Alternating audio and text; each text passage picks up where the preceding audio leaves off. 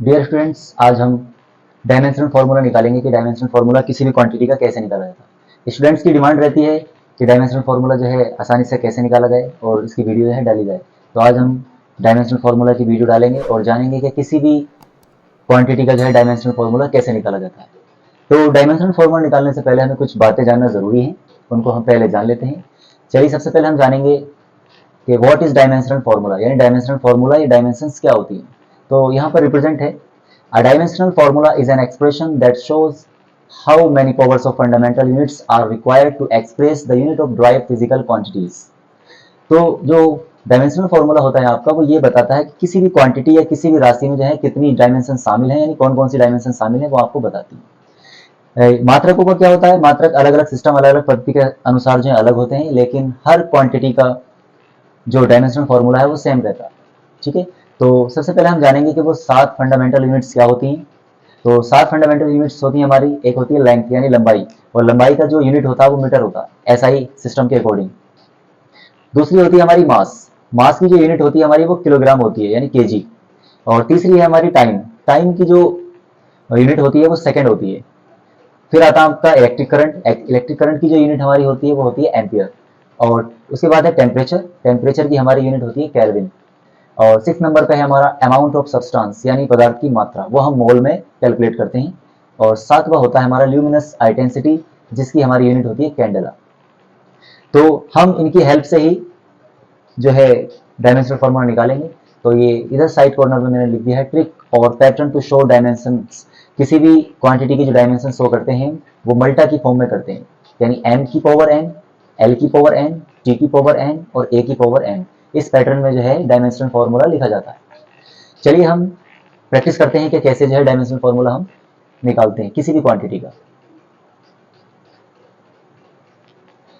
चलिए हम कुछ क्वांटिटीज की जो है डायमेंशंस निकालेंगे, और डायमेंशंस का मैंने आपको बता ही दिया फॉर्मेट क्या होता है। इसके लिए एक डायमेंशन हम यूज करेंगे m, और m जो है मास को शो करती है यानी द्रव्यमान को।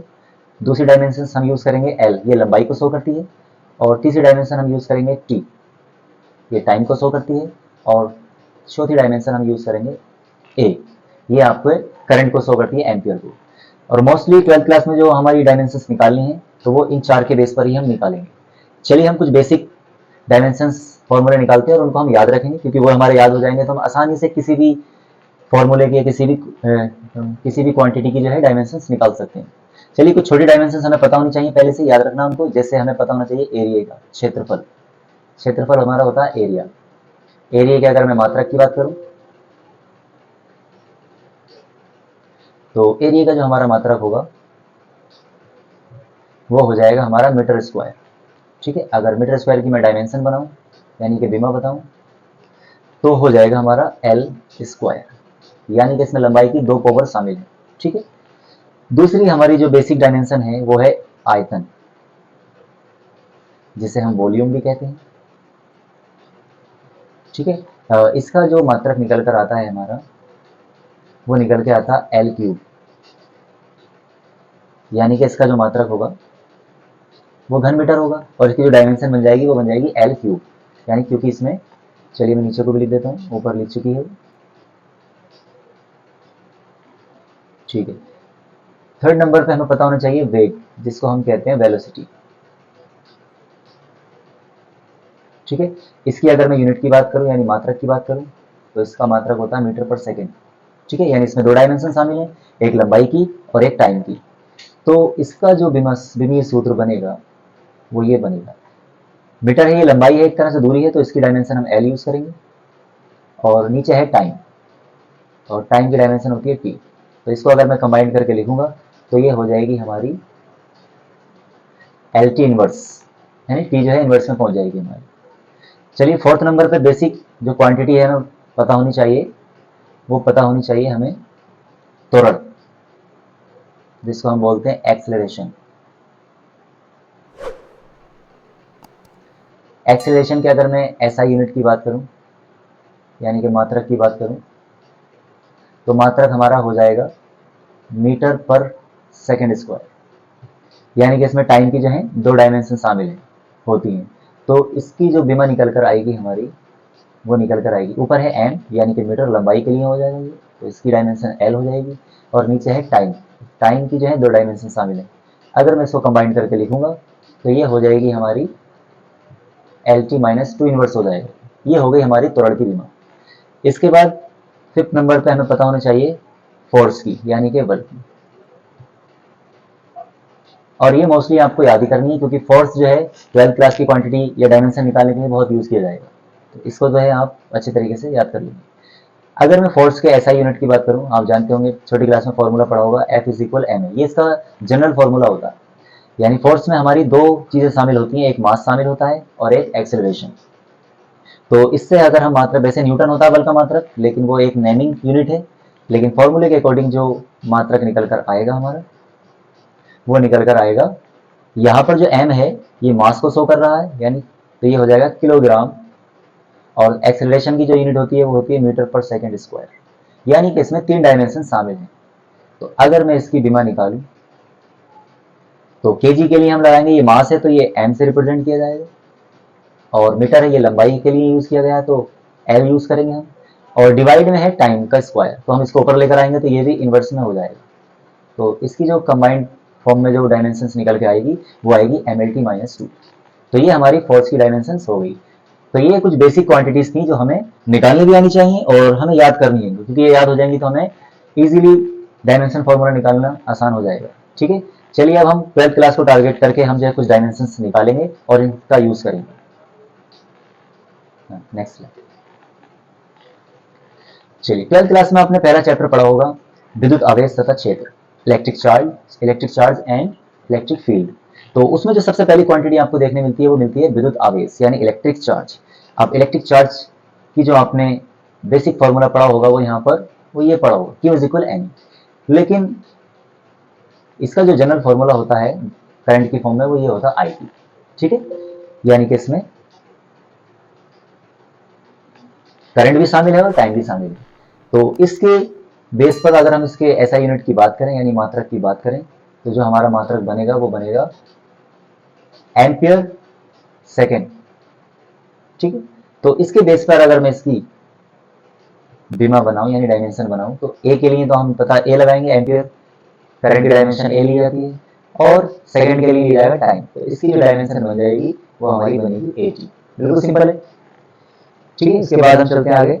फिर जब आप आगे बढ़ेंगे तो आएगा कूलॉम का नियम पढ़ा होगा आपने, उसमें फोर्स आ जाता है, और फोर्स की यूनिट हम पीछे निकाल चुके हैं, वो हमारी MLT माइनस 2 होती है, पिछली स्लाइड में आप देख सकते हैं। चलिए, उसके बाद हमें मिलता है इलेक्ट्रिक फील्ड। तो इलेक्ट्रिक फील्ड का आपने फॉर्मूला पढ़ रखा होगा, E is equal F by Q। फॉर्मूले जरूरी होते हैं क्योंकि फॉर्मूले से हम यूनिट, डायमेंशन, डेरिवेशन, न्यूमेरिकल्स वगैरह सब इसी के बेस पर डिपेंड करते हैं। तो फॉर्मूले हमारे याद जरूर होने चाहिए। तो E is equal F by Q आपने पढ़ा होगा इलेक्ट्रिक फील्ड। इसकी डायमेंशन देखो हम आसानी से निकाल सकते हैं। अगर मैं इसके मात्रक की बात करूं, यूनिट की बात करूं, तो इसके अकॉर्डिंग बनेगी न्यूटन पर कूलॉम।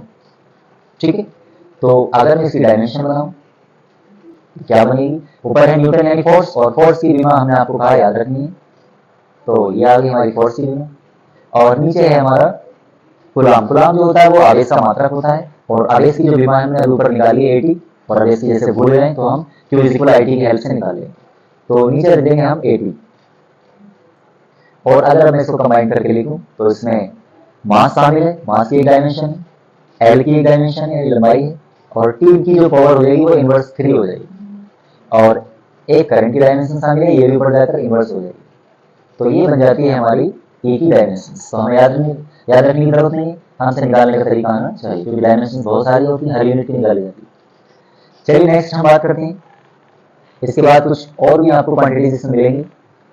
जैसे आपने कूलॉम का नियम पढ़ा था, तो कूलॉम का नियम ये होता था आपका K Q1 Q2 upon R square. ठीक है, और यहाँ पर K एक कांस्टेंट होता है जिसकी एक वैल्यू होती है 1/4 पाई एप्सिलॉन नॉट। ठीक है, तो यहाँ पर एक क्वांटिटी आती है, कांस्टेंट आता है एप्सिलॉन नॉट। तो एप्सिलॉन नॉट की डायमेंशन भी आपसे बहुत पूछी जाती है, ये जो है 12th क्लास के लिए इंपॉर्टेंट है। तो चलिए हम कैसे निकालते हैं। तो पहले मैं इसको कंप्लीट फॉर्मूला लिख देता हूँ।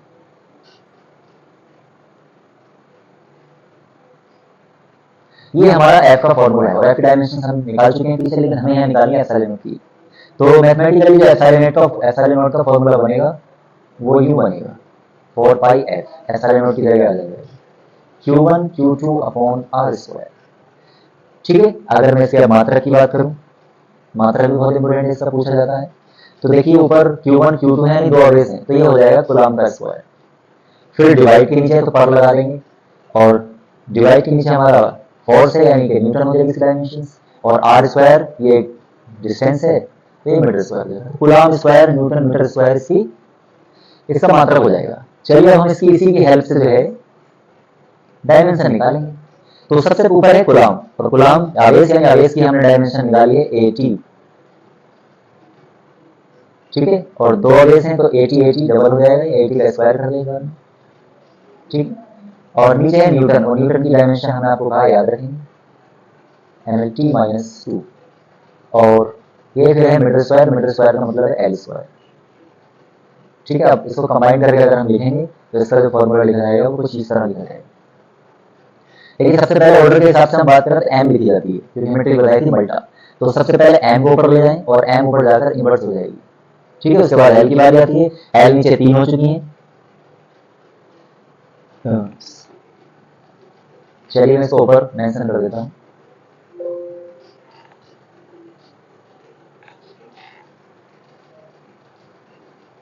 देखिए ऐसा नोट की डायमेंशन में ऊपर कंबाइन कर रहा हूँ। सबसे पहले हम एम लिखेंगे, और एम ऊपर जाकर जो है आपका इन्वर्स हो जाएगा। उसके बाद एल लिखते हैं, एल नीचे 3 पावर है एल की, तो ये पावर जो है माइनस में आ जाएगी। फिर उसके बाद आता है टी, टी ऑलरेडी ऊपर 2 है प्लस की, और नीचे से भी ऊपर जाएंगे तो ये भी पॉजिटिव हो जाएंगी, और इस तरीके से टी की जो डायमेंशन हो जाएंगी वो 4 हो जाएंगी, ठीक है। तो ये हो जाएगा आपका ये। और फिर बचा है करंट, करंट की डायमेंशन ऊपर है 2, दोनों पॉजिटिव आएंगी। ये बन जाती है आपकी एप्सिलॉन नॉट की डायमेंशन, ठीक है। चलिए और भी काफी क्वांटिटीज हैं हमारी, इसी में एक आता है आपका फर्स्ट चैप्टर में ही विद्युत द्विध्रुव का गुण, जिसको हम P से रिप्रेजेंट करते हैं, और P का आपने फॉर्मूला पढ़ा होगा Q × 2L, ठीक है। तो इसके अगर हम यूनिट की बात करें, मात्रा की बात करें, तो हमारा बनेगा कूलम्ब मीटर, क्योंकि Q का यूनिट होता है कूलम्ब और लंबाई का मात्रक होता है मीटर। चलिए डायमेंशन की बात कर लेते हैं। इसकी डायमेंशन हो जाएगी कूलम्ब के लिए हमें पता आवेश, आवेश होगा Q = IT, और IT से जो इसकी डायमेंशन आएगी वो आएगी 80, ठीक है। उसमें एक जो है लंबाई शामिल है, तो इसकी जो डायमेंशन बनेगी वो NLT बनेगी। अगर मल्टा के फॉर्म में लिखेंगे तो इसमें M 0 होगा, L 1 होगा, और T भी 1 होगा, और A भी 1 होगा। तो आप पूरी भी लिख सकते हैं, लेकिन अगर आप M को दिखाना नहीं चाहते तब भी कोई दिक्कत नहीं, तो इसकी हो जाएगी LTA, क्योंकि इसमें LT और A की डायमेंशन शामिल है। तो ये थी फर्स्ट चैप्टर की कुछ डायमेंशन, इससे आपको आइडिया हो जाएगा कि किस तरीके से हम निकालते हैं। नेक्स्ट पार्ट में हम जो है कि कुछ और डायमेंशन जो 12th क्लास में खास करके पूछी जाती है उनको निकालने की ट्रिक आपको बताएंगे। आज के लिए बस इतना ही, थैंक यू।